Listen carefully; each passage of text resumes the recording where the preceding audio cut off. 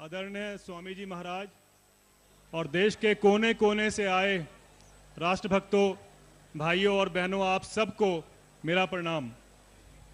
अभी हमारे भाई ने एक बहुत ही सुंदर गीत रखा आपके सामने।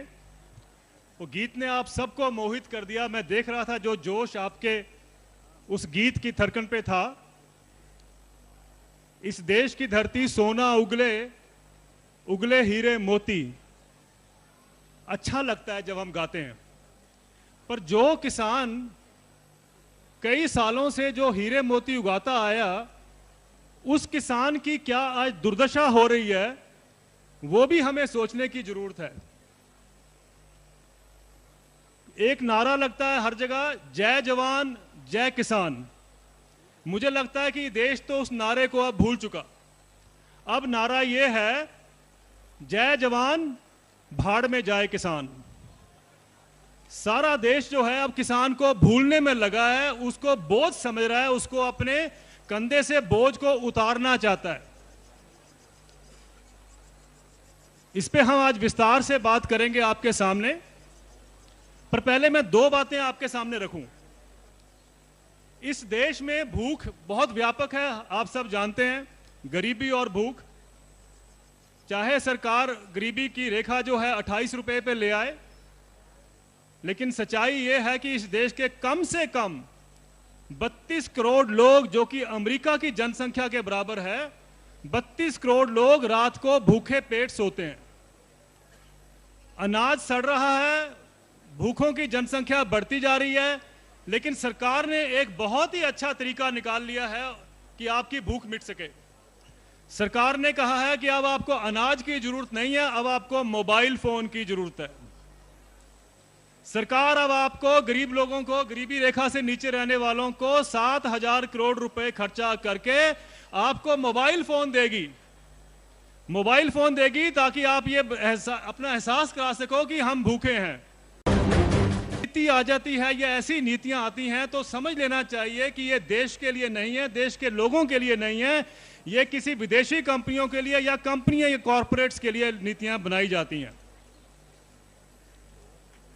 मुझे नहीं समझ आता कि ये कैसे आप मोबाइल फोन देके भूख मिटा सकेंगे। मुझे एक टेलीविजन पे बात करते हुए पूछा उन्होंने कि अब तो सरकार मोबाइल फोन देगी, तो इसके बारे में क्या कहना है आपको। मेरा उनको एक ही आह्वान था कि कम से कम कंपनियों को बोलो, ऐसा मोबाइल फोन बनाएं जो खाने योग्य हो, कि कम से कम उसको हम आस्ते आस्ते खाते तो जाएं, कम से कम हमारे देश की भूख तो मिटे। ये क्या दुर्भाग्य है इस देश का कि ऐसी ऐसी नीतियां लाई जा रही हैं जिससे किसान को तो खत्म करना ही है, भूख को मिटाना नहीं है, भूखों को ही मिटा देना है।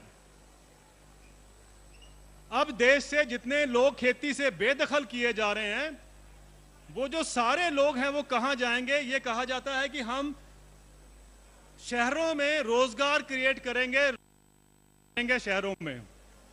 एक मैं आंकड़ा इस देश के सामने रखना चाहता हूं अपने मीडिया भाइयों के माध्यम से। एक सरकारी तंत्र है, उसका नाम है national sample survey organisation, NSSO। उसकी जो 2012 की रिपोर्ट आई है, उसमें एक बड़ा खुलासा हुआ है जो हमको सबको जानने की जरूरत है। 2007 और 2013 के बीच में सरकार ने कहा था हम 5 करोड़ 80 लाख रोजगार पैदा करेंगे। 2007 और 2013 के बीच में सरकार की अपनी ये मंशा थी कि हम 5 करोड़ 80 लाख रोजगार पैदा करेंगे, और इसलिए सरकार कहती है कि खेतों से किसानों को निकाला जाए, शहरों में आइए, काम करिए, मजदूर बनिए। लेकिन उस रिपोर्ट में कहा गया है कि 2004 से लेकर 2009 तक, जब तक वो पूरा सर्वे कर चुके, 5 सालों में सिर्फ 20 लाख रोजगार सरकार पैदा कर सकी। 5 करोड़ 80 लाख के मुकाबले सरकार सिर्फ 20 लाख रोजगार अभी तक पैदा कर चुकी है। बाकी सब हमें झूठ बताया जाता है कि ये कंपनियां आएंगी बाहर से तो आपके रोजगार हो जाएंगे, आप माला माल हो जाओगे। अगर यही एक कंडीशन है देश की कि रोजगार तो हो नहीं रहा, किसानों को खेती जबरन खेती से निकाला जा रहा है, तो ये जितने करोड़ों लोग हैं ये कहां जाएंगे?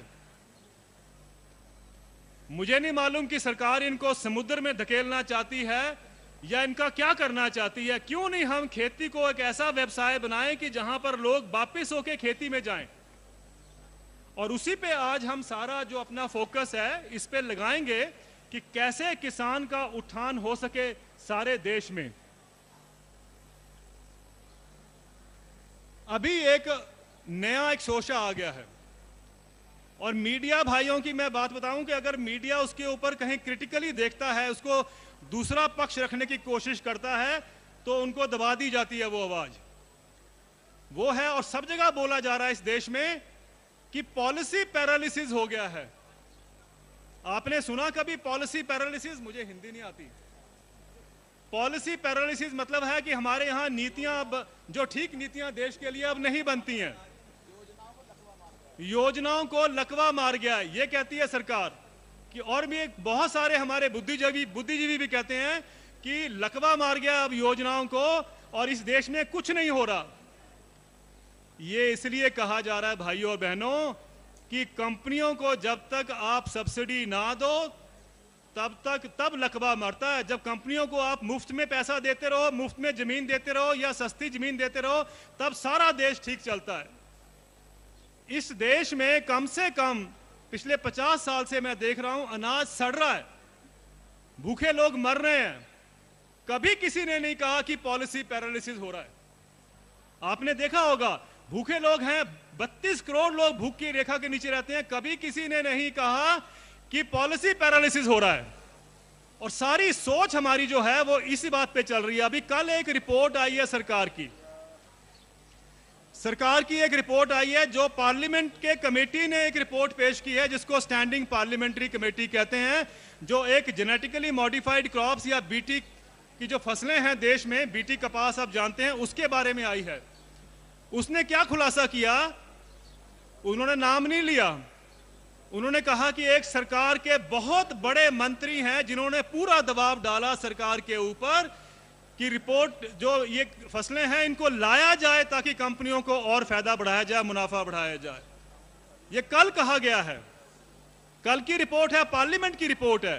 और जैसे स्वामी जी कहते हैं हर जगह पर कि हम तो ये चाहते हैं कि एक निष्पक्ष इन्वेस्टिगेटिव एजेंसी हो, जो निष्पक्ष कमेटी हो, सीबीआई, जो ये इंक्वायरी कर सके कि उस मंत्री ने क्यों कहा, उसको क्या फायदा हुआ उस कहने से। ये बहुत जरूरी है, हम मंत्रियों को नहीं जाने देंगे। अगर वो, मुझे भी कल पूछा गया कि अन्ना जी के खिलाफ भी भ्रष्टाचार के, वो स्वामी जी के खिलाफ भी टैक्स इवेजन के, मैंने कहा हम तो कहते हैं कि एक इंक्वायरी करिए, लेकिन सबके ऊपर इंक्वायरी करिए। क्यों 15 मंत्रियों को छोड़ दिया जाता है, कि बाकी मंत्रालय क्यों छोड़ दिया जाता है? सबके ऊपर इंक्वायरी हो, एक निष्पक्ष सीबीआई का गठन हो। और वही है मेरा सोचना है कि अगर किसान मर रहा है देश में, तो उसमें भ्रष्टाचार का बहुत बड़ा रोल है। भ्रष्टाचार के ही कारण, वो नीतियों के कारण ही किसान मर रहा है।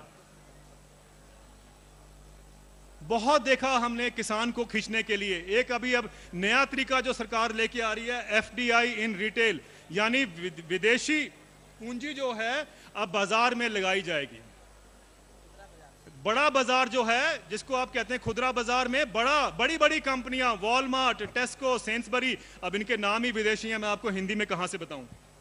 ये जो कंपनियां भारत में आएगी तो कहा जाता है कि देश का सारा इकोनॉमिक स्ट्रक्चर जो है वो बदल जाएगा। उन कंपनियों की अगर हम बात करें, सबसे बड़ी कंपनी उसमें दुनिया की वॉलमार्ट है। यह कहा जाता है कि वॉलमार्ट जब भारत में आएगी तो यहां रोजगार उत्पन्न होंगे, पर यह नहीं बताया जाता कि पिछले 2 सालों में उस कंपनी ने 52 करोड़ रुपए खर्चा किया ताकि इस देश में ऐसी बहस हो सके उनके फेवर में। वो 52 करोड़ किसके पास कितना गया मुझे नहीं मालूम, लेकिन आप सब समझ सकते हैं। 52 करोड़ रुपया सिर्फ 2 साल में एक कंपनी ने खर्चा किया। ऐसी 10 कंपनियां हैं, उन्होंने कितना खर्चा किया होगा। और वहां देखिए, यह कहा जाता है कि साहब हमारा खुदरा व्यापार जो है उसमें रोजगार उत्पन्न होगा। वॉलमार्ट और हमारे देश का खुदरा व्यापार दोनों बराबर हैं। उसका टर्नओवर भी $400 बिलियन का है, हमारा टर्नओवर भी खुदरा व्यापार का $400 बिलियन का है, इत्तेफाक से। वॉलमार्ट ने सिर्फ 20 लाख लोगों को नौकरी दी है। हमारे देश में 4.5 करोड़ लोग खुदरा व्यापार में नौकरी करते हैं। जो कंपनी 20 लाख लोगों से गुजारा करती है और हमारे देश में 4.5 करोड़ रुपए खुदरा बाजार, 4.5 करोड़ लोग खुदरा व्यापार में हैं, तो वो कंपनी आएगी तो लोगों को विस्थापित करेगी, उनके जो नौकरियां हैं वो छीनेगी। ये नहीं बताया जाता। ये नहीं बताया जाता कि हमारे यहां बेरोजगारी और बढ़ेगी अगर वॉलमार्ट आएगा।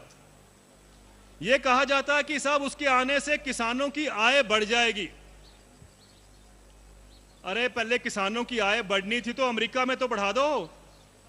अमेरिका में किसानों की आय इसलिए नहीं बढ़ती क्योंकि वहां वॉलमार्ट कंपनी है या वहां वायदा बाजार है। वहां इसलिए आय बढ़ती है किसानों की कि वहां पर उनको, किसानों को सीधा हर महीने वेतन मिलता है, एक चेक उनको घर बैठे बैठे मिलता है। अमेरिका में, यूरोप में जितने भी देश हैं अमीर, वहां पर किसानों को हर महीने एक वेतन मिलता है, सुनिश्चित वेतन है वो। उसके लिए उनका एक वेतन आयोग गठन होता है जिससे किसानों को ये नापा जाता है, ये भांपा जाता है कि कितनी पैदावार है, कितनी इसकी जमीन है, उसके हिसाब से उसको हर महीने एक फिक्स्ड इनकम मिलती है, एक अश्योर्ड इनकम मिलती है। मेरा यह मानना है कि हमारे देश में अब समय आ गया है कि हमारे 60 करोड़ जो किसान हैं, यानी तकरीबन 10 करोड़ किसान परिवार हैं, उनको भी हर महीने एक सुनिश्चित जो है वेतन मिलना चाहिए, जैसे कि आप और हमको मिलता है। सरकार ने अपने आप इस बात को एक आंका, एक रिपोर्ट के माध्यम से, कि किसान की मासिक आय क्या है, एक बार ही किया उन्होंने, दोबारा करने की उनकी हिम्मत नहीं हुई। पहली बार में यह पता चला 2003-2004 में कि किसान परिवार, जिसमें कि 5 सदस्य अगर आप मानते हैं और 2 जानवर भी उसमें ऐड कर लीजिए, 5 लोगों के परिवार की जो औसतन मासिक आय है वो 2,400 रुपए से कम है। अगर किसान इतनी मेहनत करता है, मेरे देश की धरती सोना उगले, और किसान की अपनी दुर्दशा देखिए कि उसकी आय जो है वो 2,400 रुपए से कम है हर महीने, तो मुझे बताइए किसान किसानी क्यों करेंगे? और यही एक कारण है, मुख्यतः कारण, कि किसान खेती छोड़ना चाहते हैं। सरकार की अपनी रिपोर्ट कहती है कि 40% किसान खेती छोड़ के बाहर जाना चाहते हैं अगर उनको कोई व्यवसाय मिल जाए तो। इस हालात में क्या करना चाहिए इस देश को? एफडीआई रिटेल आने से, बीटी कॉटन आने से तो उनकी आय नहीं बढ़ी, ये हमने देख लिया। आत्महत्याएं ज्यादा बढ़ी हैं। पिछले 15 साल में 2.25 लाख, 2,75,000 किसान जो हैं वो आत्महत्या कर चुके हैं। 2,75,000 किसान आत्महत्या कर चुके हैं और कभी इस पे चर्चा नहीं होती, कभी इस पे कैंपेन नहीं होते, कभी इस पे पार्लियामेंट में चर्चा भी नहीं होती, डिस्कशंस नहीं होते। एक अगर शहर की लड़की मर जाती है, जेसिका लाल हो, मोमबत्ती लेके उनके लिए एक कैंपेन भी किया, कैंडल मार्च भी किए, लेकिन 3.25 लाख किसान मर गए। कभी आपने नहीं देखा होगा कि कोई कैंडल मार्च हो रहा हो या कभी किसान की चर्चा भी हो रही हो कहीं अखबारों के माध्यम से। ये ऐसा क्यों है? ऐसा इसलिए है कि जो हम लोग नीति बनाते हैं उनको शहरों से, गांव से कोई मतलब ही नहीं है। उन्होंने तो गांव देखा ही नहीं है। एक वो एडवर्टीजमेंट होती थी, अगर आपने भी सुनी होगी बहुत सारे लोगों ने, कि मोहन घी क्या खाया, गांव से नाता ही टूट गया। वही बात होगी आज सब जो शहर में पढ़ क्या लिए, अब उनका गांव से नाता ही टूट गया। गांव की बात तो करना दुर्लभ हो गया इस देश में, कहीं मिलता ही नहीं है, कहीं बात करे कोई। और जो बात करता है गांव की गरीबी की, भूख की, कहा जाता है कि आप विकास के रास्ते में रोड़ा हो, यह कहा जाता है। आप बॉटलनेक हो डेवलपमेंट में। जब ये इस तरीके की सोच हो सारे देश में, तो आप समझ सकते हो कि जो हमारा इतनी बड़ी जनसंख्या देश की 70 से 80% जो भूख से पीड़ित है, जो गरीबी से पीड़ित है, उसकी सोच कहीं भी हमारे इकोनॉमिक रडार स्क्रीन जो कहते हैं कंप्यूटर पे कहीं भी नहीं आती। और यही एक बड़ा दुर्भाग्य है इस देश का कि किसान मरता जा रहा है, गरीब मरते जा रहे हैं, लेकिन आपकी जीडीपी बढ़ती जा रही है। एक ये जीडीपी का नाटक जो है ये इतना भयंकर हो गया है कि हमारी देश की मानसिकता में ये डाल दिया गया है कि अगर देश की ग्रोथ होगी, जेड की जीडीपी बढ़ेगी तो सबको फायदा होगा। भाई और बहनों, मैं आपको स्पष्ट कर दूं, जीडीपी से आपकी बढ़ोतरी, आपकी खुशहाली, आपकी सक्षमता बढ़ने से कोई उसका योगदान नहीं होता। जीडीपी बढ़ने का मतलब यह है कि अगर एक परिवार की आय बढ़ रही है तब भी आपकी देश की जीडीपी बढ़ जाती है। अगर आप कारें खरीदते जाओ तो आपकी जीडीपी 1 नहीं, 2 नहीं, 3 बार बढ़ जाती है। अगर आप नदी को गंदा करते जाओ तो आपकी जीडीपी 2 नहीं, 3 बार बढ़ जाती है। अगर आप जब कार चलाते हो और जो रेड लाइट होती है उस पर कार आपकी 4 मिनट की जगह 10 मिनट खड़ी हो जाए तो जीडीपी और बढ़ जाती है। जीडीपी तो समझा ही नहीं किसी ने देश में क्या है, और हमारे बुद्धिजीवियों ने कोशिश भी नहीं की बताने की कि जीडीपी क्या होती है। स्वामी महाराज की एक बहुत बड़ी सोच यह है कि जिस व्यवस्था परिवर्तन की हम बात कर रहे हैं उसमें जीडीपी मापदंड नहीं होगा, उसमें यह मापदंड होगा कि रोजगार कितने मिलते हैं, कितने लोगों की भूख मिटती है, कितने लोगों को हम गरीबी से निकाल सकते हैं। यह होगा असली ग्रोथ आप देश की, यह होगा असली देश का विकास। यह जीडीपी का तंत्र और मंत्र जो है इसको बंद करना पड़ेगा, इसका कोई उपयोग नहीं है। यह सिर्फ हम लोगों को बेवकूफ बनाने के लिए या भ्रम में रखने के लिए बनाया गया है। भाइयों, अगर एक पेड़ खड़ा हो तो जीडीपी नहीं बढ़ती। अगर आप उस पेड़ को काट देते हैं तो जीडीपी बढ़ती है। अब आप मुझे बताइए कि आपको सारे पेड़ काटने हैं तो देश की जो जीडीपी फंसी हुई है 6 पे, वो कम से कम 27% पे पहुंच सकती है। तो प्रधानमंत्री जी और सरकार को मैं बोलना चाहता हूं, कुछ नहीं करने की जरूरत है, चिंता मत करो, सिर्फ सारे पेड़ काट डालो देश के, आपकी जीडीपी 27% पे बन जाएगी।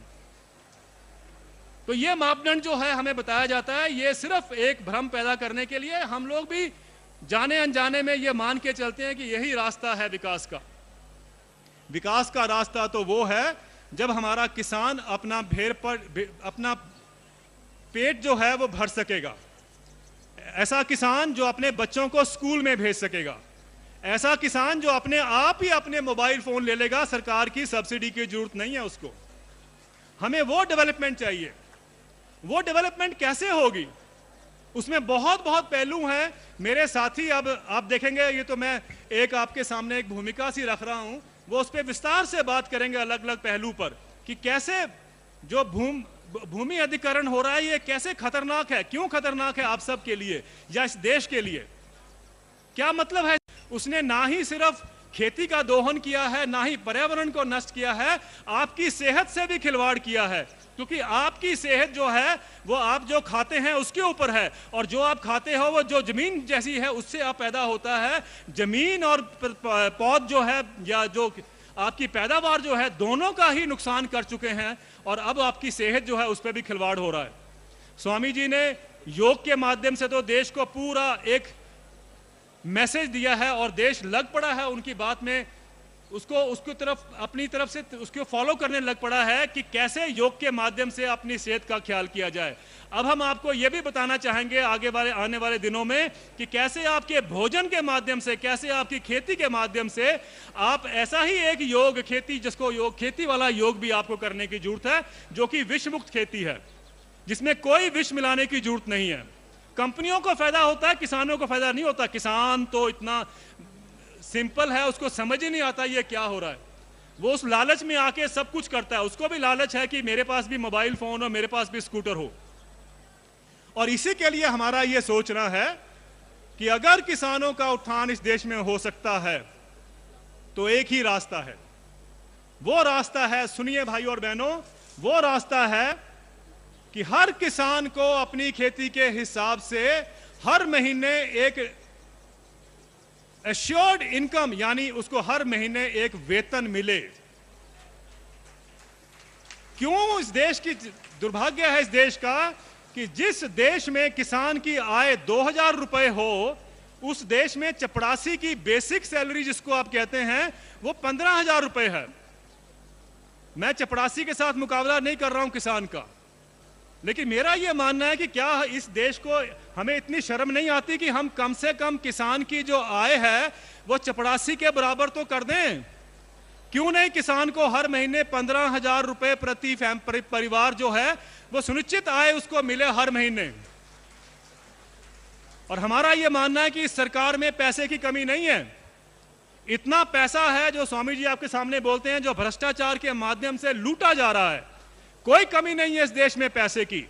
अभी जो कल लेटेस्ट जो एक सीएजी का स्कैंडल आया है, दिल्ली हवाई अड्डे के लिए जो जमीन दी गई थी, सिर्फ दिल्ली हवाई अड्डे के लिए, दिल्ली हवाई अड्डे के लिए जो जमीन दी गई थी, उसकी मार्केट की कीमत जो थी, बाजार की जो कीमत थी, वो 1,60,000 करोड़ रुपया थी, सिर्फ एक प्रोजेक्ट से। और वो उनको तकरीबन मुफ्त दे दी गई थी। 100 रुपए प्रति साल के हिसाब से वो जमीन दी गई है प्रति एकड़। 1,60,000 करोड़ में भाई और बहनों, सारे किसानों को हम 10,000 से ज्यादा रुपया हर माह दे सकते हैं परिवार को। एक ही अगर हम स्कैंडल को अगर कंट्रोल करें तो ये देश का जो बराबरी है, जो जहां पैसा जाना चाहिए वहां वो जा सकता है। लेकिन ये सोच नहीं है किसी की भी। सोचा ये जाता है कि हवाई अड्डा बने और किसी को उसमें फायदा हो, बड़े लोगों को, लेकिन आम आदमी पे फायदा हो, किसी की उसमें सोच में नहीं आता। हमारे कुछ किसान भाई प्रधानमंत्री जी से मिलने गए 2007 में। 2007 में किसान नेताओं ने टिकैत साहब के अध्यक्षता में कहा कि हमें किसानों के लिए वेतन आयोग चाहिए। तो प्रधानमंत्री जी ने पूछा कि कितने परिवार हैं? उन्होंने कहा 10 करोड़ परिवार हैं। तो प्रधानमंत्री जी ने कहा यह नहीं हो सकता, यह तो बहुत बड़ी जनसंख्या है। मैंने सोचा प्रधानमंत्री सारे देश के प्रधानमंत्री हैं, पर वो कहते हैं कि नहीं, 10 करोड़ परिवार जो हैं ये तो बहुत ज्यादा हैं, ये मेरे बस की नहीं है। ये है हमारे देश की सोच। किसानों के लिए कोई करने को तैयार नहीं है, सिर्फ मिडिल क्लास तक और जो अमीर लोग हैं वहां पर ही अपना फोकस है सारी सरकार का। तो भाई और बहनों, मुझे लगता है कि यह बहुत बड़ा एक व्यवस्था परिवर्तन के माध्यम से स्वामी जी का एक बहुत बड़ा आह्वान है, एक बहुत बड़ी डिमांड है कि हम ये डिमांड करते हैं कि इस देश में किसानों के लिए एक अलग वेतन आयोग बने, जिसमें हर साल किसानों को, हर महीने किसानों को एक सुनिश्चित आय मिले। उसके लिए हम अपना पूरा जोर लगाएंगे। आप लोगों की, जनता की आवाज है ये, जो स्वामी जी के माध्यम से यह जहां जहां जानी है वहां जाएगी। और मुझे यह आशा है कि इस देश के सामने अभी नहीं तो थोड़े दिनों बाद मजबूरी होगी कि आप किसानों का भी भला करना पड़ेगा। और तभी भला होगा जब किसान के पास एक आय आएगी, उसकी जेब में पैसा आए। उसको सारी अकल है, वो सब कुछ कर लेगा, उसको पता है कि कर्जा कहां से लेना है, क्या चीज लेनी है, उसके हाथ में पैसा दीजिए। वो होती है असली एम्पावरमेंट, जो कहते हैं इंग्लिश में। वो है असली एम्पावरमेंट। मोबाइल फोन देने से एम्पावरमेंट नहीं होती है। मोबाइल फोन देने से सिर्फ कंपनियों को फायदा होता है, किसानों को फायदा नहीं होता है। और क्योंकि ये सरकारें जो हैं, एक ही सरकार नहीं है, बाकी सरकारें भी हैं, वो कंपनियों के लिए काम करती हैं, तो उनको देश तो दिखता ही नहीं है, किसान तो दिखते नहीं है। और यही हमें करना है भाई और बहनों, कि हमें अब टाइम आ गया है कि हमें अब किसान की जो प्राइड है, किसान की जो इज्जत है, वो हमें वापस लेके आनी है। किसान का जो स्वाभिमान है वो हमें वापस लेके आना है। और वो स्वाभिमान का रास्ता मुझे तभी हो सकता है कि अगर हम सब ठीक सोच रखने वाले लोग जो हैं, एक मिलकर एक रास्ता बनाएं और एक नीति निर्धारकों के ऊपर ना जाएं, बल्कि हम नीतियां बनानी भी शुरू कर दें, उनको बताएं क्या नीतियां होती हैं। और ये हम कर सकते हैं। मेरा सिर्फ एक मानना है कि हमें वो समय वापस लाना है जब लाल बहादुर शास्त्री जी ने कहा था, जय जवान जय किसान। वो समय हमें वापस लाना है। और आज हम पूरा जो कई घंटे बैठ के आपसे चर्चा करेंगे, उसी के ऊपर हमारा फोकस रहेगा कि हम कैसे जवान और किसान को, ऐसे मोर्चे पे जो दोनों खड़े हैं, उन दोनों को एक स्वाभिमान दे, उनको इज्जत दे, उनको हम देश के आगे रक्षक ही नहीं, उनको हम देश के उपभोक्ता भी बनाएं। और वो खुशहाल हो तो सारा देश खुशहाल है। बहुत बहुत धन्यवाद भाई और बहनों, नमस्कार। बहुत धन्यवाद आदरणीय डॉक्टर देवेंद्र जी का।